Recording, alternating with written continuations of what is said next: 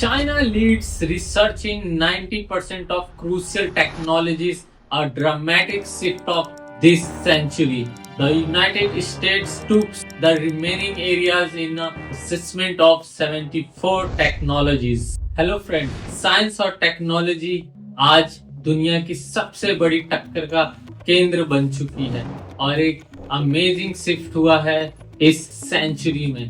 एक recent nature article के हिसाब से चाइना अब वर्ल्ड के 90% क्रूशियल टेक्नोलॉजीज में रिसर्च लीड कर रहा है।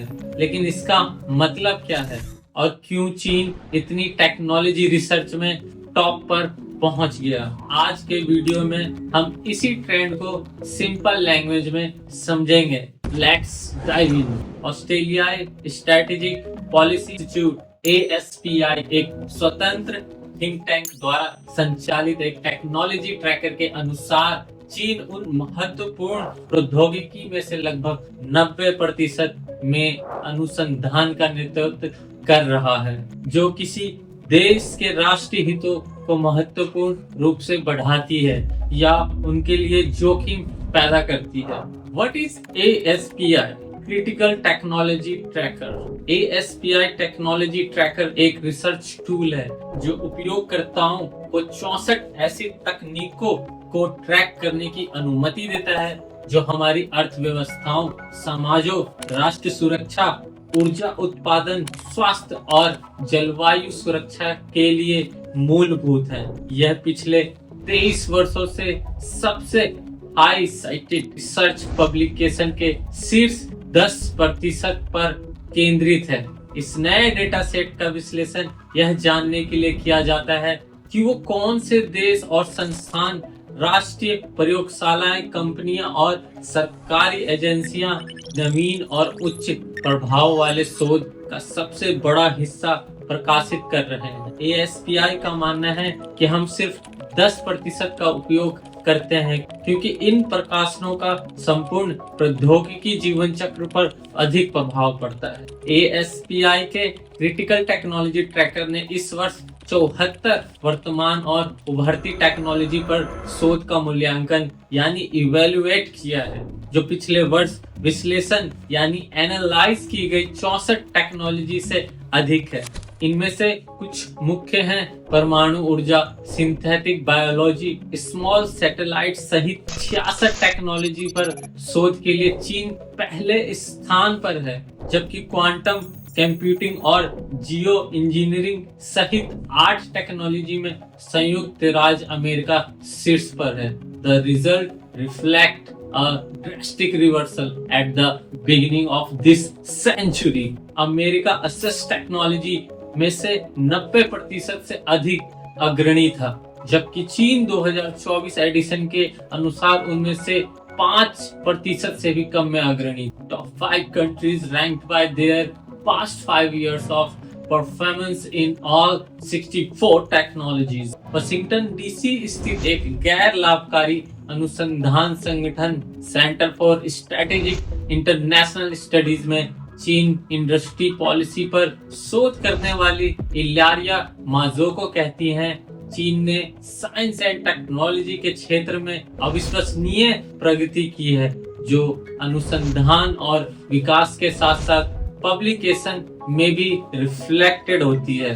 मोजोको का कहना है कि ASPI द्वारा पहचाना गया सामान्य रुझान कोई आश्चर्य की बात नहीं है, लेकिन यह देखना उल्लेखनीय है कि चीन संयुक्त राज्य अमेरिका की तुलना में इतने सारे क्षेत्रों में इतना प्रभावशाली और एडवांस है।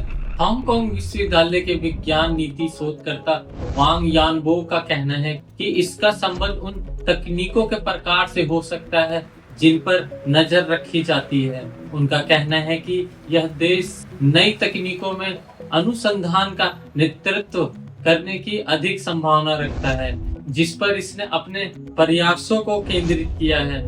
पारंपरिक क्षेत्रों की तुलना में जहां अन्य देश अग्रणी हैं, जैसे semiconductor chips, tracking high impact research, ASPI team ने अपना विश्लेषण एक डेटाबेस पर आधारित किया है जिसमें दुनिया भर के 9 मिलियन से अधिक प्रकाशन शामिल हैं। 2020 और 2024 के बीच 5 साल की अवधि में एक देश के शोधकर्ताओं द्वारा निर्मित सबसे अधिक साइटेड पेपर के शीर्ष 10% की पहचान करके प्रौद्योगिकी में देशों को रैंक किया और उस देश के वैश्विक हिस्से की गणना की। एक महत्वपूर्ण खोज यह है कि क्लाउड एंड एज कंप्यूटिंग के क्षेत्र में चीन अमेरिका से आगे निकल रहा है।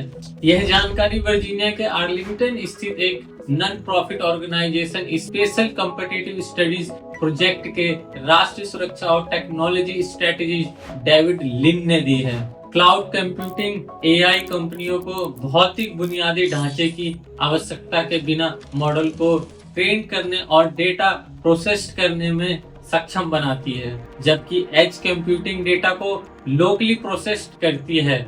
लिंक का कहना है कि इन क्षेत्रों में चीन की रिसर्च इंटेंसिटी पॉसिबली उन रैपिडिटी को दर्शाती है जिसके साथ बीजिंग एआई लैब से निकालकर प्रैक्टिकल उपयोग में ला रहा है। चीन के सुंजो स्थित सियान जियोंगतोंग लिवरपूल विश्वविद्यालय में टेक्नोलॉजी इनोवेशन पर ध्यान केंद्रित करने वाले पॉलिटिकल इकोनॉमिस्ट स्वीडन हाई का कहना है कि इस विश्लेषण को डिक्लाइन ऑफ अमेरिकन पावर के रूप में नहीं समझा जाना चाहिए।